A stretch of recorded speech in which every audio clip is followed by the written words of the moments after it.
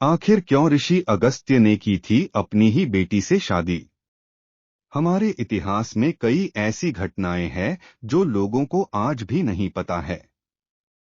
पुराणों में ऐसा कहा जाता है, देवताओं की रक्षा के लिए 7 समुद्र पीने वाले भगवान शिव भक्त ऋषि अगस्त्य ने अपनी ही बेटी से शादी की थी। पर आखिर ऐसा क्या हुआ था जो उन्हें अपनी ही बेटी से शादी करनी पड़ी थी?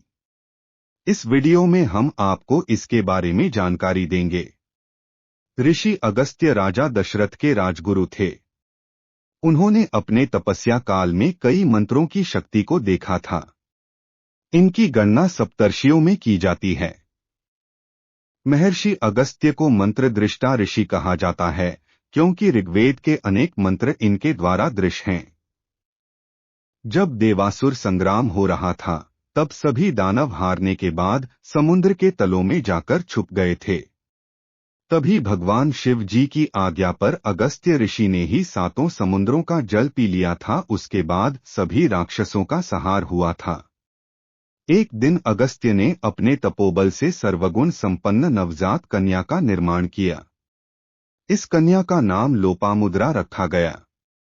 लेकिन जब उन्हें यह पता चला कि विदर्भ का राजा संतान प्राप्ति के लिए तप कर रहा है, तो उन्होंने अपनी ही बेटी को उसे गोद दे दिया। जब उनकी बेटी जवान हुई, तब उसी कन्या से विवाह करने के लिए ऋषि अगस्त्य ने राजा से उसका हाथ मांग लिया, और राजा भी इस विवाह के लिए इनकार नहीं कर पाए, क्योंकि राजा यह जानते थे कि अगर वे ऐसा करने से मना कर देते तो ऋषि अगस्त्य उनको अपने खतरनाक श्राप से भस्म कर देते। इसलिए राजा ने ऋषि अगस्त्य से इनकार नहीं किया था। फिर ऋषि अगस्त्य ने अपनी पत्नी लोपामुद्रा, जो उनकी बेटी ही थी, की पूर्ण सहमति से शादी के बाद 2 संतानों को जन्म दिया था। तब ऋषि अगस्त्य ने अपनी पत्नी लोपामुद्रा से 2 संतानों को जन्म भी दिया, जिसमें से एक संतान का नाम भृंगी ऋषि था, जो शिव के परम भक्त थे, और वहीं दूसरी संतान का नाम अच्युता था। उनकी शादी के लिए देवताओं ने ऐसा कहा था कि उस समय धरती के मनुष्य आत्मा को देखते थे, ना कि रिश्तों की मर्यादा को। तो यह थी ऋषि अगस्त्य के जीवन से जुड़ी हुई जानकारी।